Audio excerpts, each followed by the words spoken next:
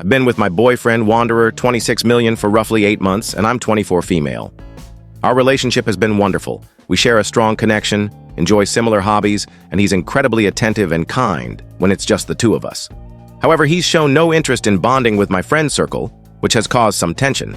I have a tight group of 6 friends from college who regularly hang out for things like movie nights, bar outings, beach trips, and birthday parties. Since our relationship became serious around the 3-month mark, I've tried to include Wanderer in these gatherings, but he always has an excuse to skip them. For instance, when I invited him to a friend's 25th birthday at a rooftop lounge, he said he was exhausted from work. For a beach day, he claimed he had to help his roommate rearrange furniture. For a casual party, he mentioned prior gym plans. Individually, these reasons seem plausible, but over 5 months, the pattern feels deliberate. When I've expressed how important it is for him to connect with my friends, he insists he wants to meet them, but the timing hasn't been right. My friends have noticed his absence and started joking about my phantom boyfriend, with some even asking if he's real. It's become awkward for me. Last weekend, I invited Wanderer to a low-key housewarming party with about 15 people, thinking it was the perfect chance for him to meet everyone casually. I gave him 2 weeks' notice, and he agreed to come. But the day before, he texted me saying he felt unwell and might be catching something. Frustrated, I told him I was disappointed, as this was the 8th or 9th time he'd bailed. He got defensive, saying he couldn't control being sick, and we had our first major argument. The next day, I saw on his roommate's Instagram story that Wanderer had gone out to dinner with his own friends that same night. When I confronted him, he said he felt better by evening and his friends had already booked a table. He didn't see why I was so upset. I started wondering if something deeper was going on. Maybe he thinks my friends aren't worth his time.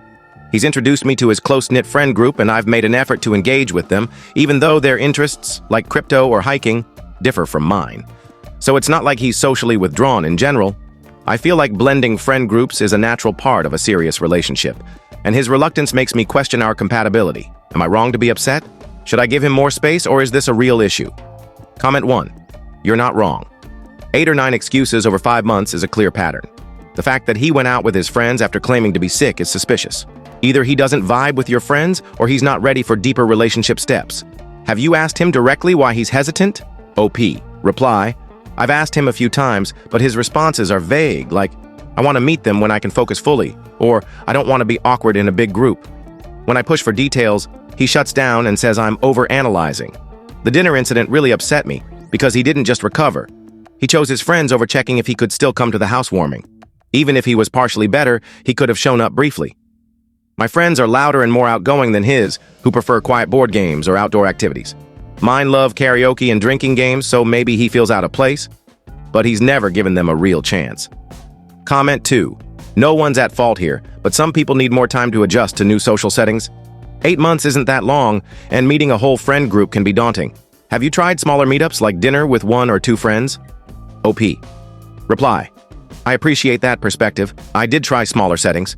2 months ago, I invited my best friend over for dinner when Wanderer was already at my place, thinking it'd be low pressure. He left an hour before she arrived, saying he forgot he promised to call his mom. I also planned a movie night with just 2 friends, hoping it'd suit his quieter vibe, but he bailed last minute citing a work project. I even suggested a double date style hangout with one of his friends and one of mine, but while he liked the idea, he never followed through. I've tried different approaches, but it feels like I'm begging him to spend time with people I care about, which doesn't feel good. I don't think it's unreasonable to expect some effort after 5 months. Comment 3. What's your friend group like? Are they welcoming to newcomers, or do they stick to inside jokes that might exclude others? Some groups can feel intimidating without meaning to. OP reply, my friends are generally inclusive. We've had new people join over the years, boyfriends, co-workers, and they're good about explaining inside jokes or asking about others' lives. They're high energy though, jumping between topics, throwing out pop culture references and teasing each other affectionately, which could seem intense to someone reserved. But Wanderer isn't shy. He's lively and funny with me or his friends, often leading conversations. So I don't think it's social anxiety. I've asked my friends to be welcoming and shared his interest to help them connect, but he's barely given them a chance. I've put effort into bonding with his friends, like listening to a 45-minute crypto lecture, because it matters to him. I just wish he'd do the same for me. Update.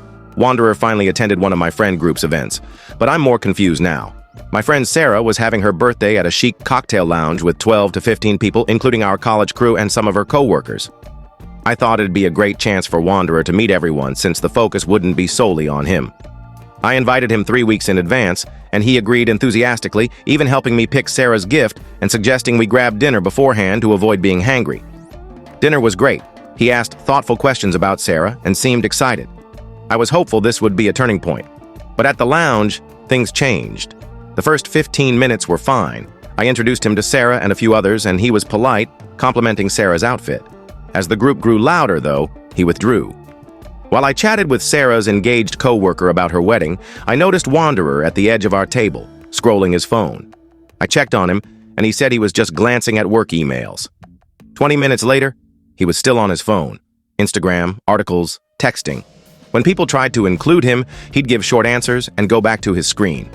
During Sarah's gift opening, he stayed 5 feet away, glued to his phone, which Sarah noticed. I quietly asked what was wrong, and he said the loud bar was giving him a headache, so he was distracting himself. I offered to step outside or leave early, but he insisted on staying so I could enjoy the night. He barely engaged for the next hour and a half. When Sarah tried talking to him about his job and our relationship, he answered while holding his phone, glancing at it constantly. She gave up after 10 minutes. We left early at 11 p.m., and he seemed relieved. Shockingly, he thought the night went well and said my friends seemed cool. I was stunned, as it felt awkward to me. Sarah texted me the next day, asking if Wanderer was okay or if he even wanted to be there. 2 other friends said similar things, noting he seemed disengaged. When I brought this up, Wanderer got defensive, saying he was trying his best and that big social scenes stress him out. He also said my friends are intense and the bar was overwhelming. I'm torn. He made an effort, but it was so minimal it felt worse than if he hadn't come. Is this a sign he's just not interested in my friends? Comment 1. It sounds like he might have social anxiety he's not admitting to. Constant phone use is a common way to cope with feeling overwhelmed. OP. Reply. I've considered social anxiety, but he's not like this with his own friends, where he's outgoing and talkative. I'm starting to think he just doesn't vibe with my friends or doesn't care enough to try. I wish he'd be honest about it or make an effort instead of just sitting through events on his phone. Comment 2. His behavior at the party was rude, especially being on his phone while someone was trying to talk to him. You need a serious talk about what's really going on. OP. Reply. You're right. The phone use, especially during Sarah's conversation, was disrespectful. What bothers me most is that he thought the night went well. How could he think he made a good impression while barely engaging? I brought it up again, explaining how Sarah felt ignored and others noticed his detachment. He said he was listening while on his phone and can multitask, but that misses the point. It signals to others that his phone is more important. He also said my friends talk a lot and he was giving them space to express themselves, which feels like he's framing his disengagement as a favor. I'm planning another talk to figure out if this is about comfort, disliking my friends, or something else, but I need to avoid making him defensive. Update 2. I had a serious talk with Wanderer last Sunday to get to the bottom of his avoidance. I told him his behavior at Sarah's party was embarrassing and that I needed to know if he was willing to connect with my friends. He finally opened up about the real issue. Several of my friends have been making him uncomfortable with flirtatious remarks, inappropriate questions, and unwanted touching when I'm not around. This started early, around our 1-month mark, at a game night at my place. When I stepped away to grab drinks, 2 friends cornered him, asking invasive questions about our intimacy and his looks. At another event, one friend kept touching his arm and shoulder, commenting on his muscles while moving closer despite his attempts to back off. The worst was a group dinner 2 months ago. When I went to the bathroom, 3 friends made comments about my luck in dating him and jokingly claimed dibs if we broke up.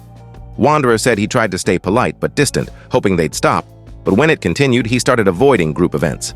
He used his phone at Sarah's party to create a barrier, fearing more inappropriate behavior. He didn't tell me earlier because he worried I wouldn't believe him or would think he was exaggerating. He also didn't want to stir drama in my friend group. When pressed, he named Sarah, Gina, and Rachel as the main culprits, 3 of my closest friends. I'm stunned, as I've never seen them act this way with other boyfriends, but it explains his behavior, and I feel guilty for pushing him into uncomfortable situations. At the same time, I'm upset he didn't tell me sooner so I could address it. What do I do? Confront my friends? Limit Wanderer's exposure to them? How do I handle this without causing a mess? Comment 1. I'm sorry this is happening, but I'm glad Wanderer opened up.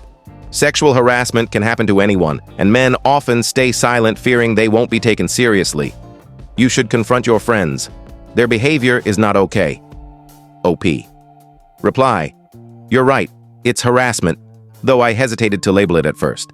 I understand why Wanderer was reluctant to tell me. I'm planning to confront my friends but want to figure out the best way to do it. Comment 2. Get more details from Wanderer about specific incidents before confronting your friends. You'll need concrete examples to avoid vague accusations. OP. Reply, good advice. I talked to Wanderer again yesterday for specifics. At the game night, when I was in the kitchen for 10 to 15 minutes, Sarah and Gina cornered him on the couch, asking if I was satisfying him and joking about preferring blondes or brunettes while gesturing to themselves. 6 weeks ago at a sports bar, Gina kept touching his arm, back, and chest, commenting on his shirt's fabric. At the dinner 8 weeks ago, when I stepped away for 5 minutes, Sarah said I was lucky, and Gina jokingly claimed she'd pursue him if we broke up. There were also smaller incidents, like Rachel texting him about his job and commenting on his gym posts. I'm planning to talk to them individually this weekend to see if their stories align and hear their side. Update 3. I spoke to Sarah, Gina, and Rachel this weekend, and I'm disappointed but not shocked by their responses. I met them separately to avoid group influence. With Sarah, I asked if she knew why Wanderer might feel uneasy around the group. She seemed confused until I mentioned the game night, then got defensive, saying they were just being friendly and asking normal relationship questions.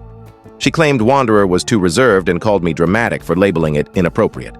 Gina admitted to touching him but said she's just tactile, and Wanderer never objected. When I said he shouldn't have to, she accused me of blowing it out of proportion. Rachel was more upfront, admitting they find Wanderer attractive and made joking comments about wanting him. She called it harmless teasing but couldn't explain why it was okay when I asked how she'd feel if it happened to her. All three insisted they meant no harm and were surprised Wanderer was upset as he never spoke up. Sarah even said, if it bothered him, why didn't he say so? They acted like he overreacted, with Gina saying, you can't blame us for noticing your boyfriend's good looking. Sarah suggested I should be flattered they approve of him. None showed remorse or apologized. Rachel's sorry if he misunderstood was the closest. I told them their behavior was unacceptable, that Wanderer wouldn't attend future events, and that I needed time to rethink our friendships. Sarah accused me of choosing a guy over friends, and Gina said I was ridiculous for prioritizing a new relationship. I'm shocked by their lack of accountability and feel I owe Wanderer an apology for doubting him. Comment 1. I'm sorry your friends reacted this way. Their defensiveness shows their true character. It's common for people to double down when called out on bad behavior. OP. Reply. Their defensiveness really stood out.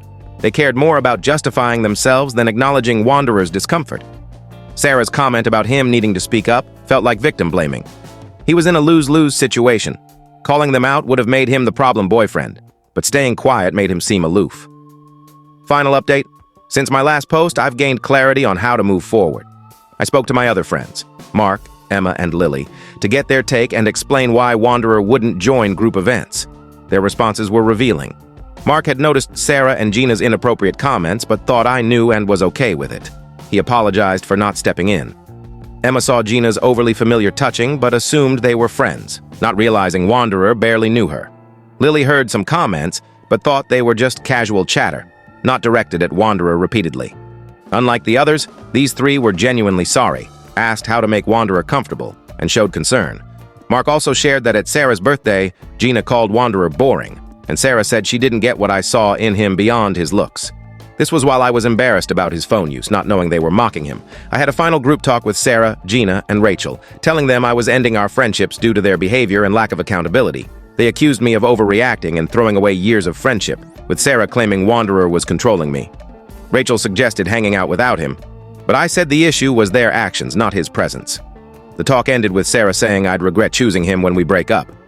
I've since spent time with Mark, Emma, and Lily, and Wanderer has joined smaller hangouts where he's been much more relaxed and social. The difference is striking. I apologized to him for doubting him and pushing him into uncomfortable situations. He was understanding and felt bad about my lost friendships, but I said those weren't worth keeping. Thanks to everyone who commented. You helped me navigate this tough situation.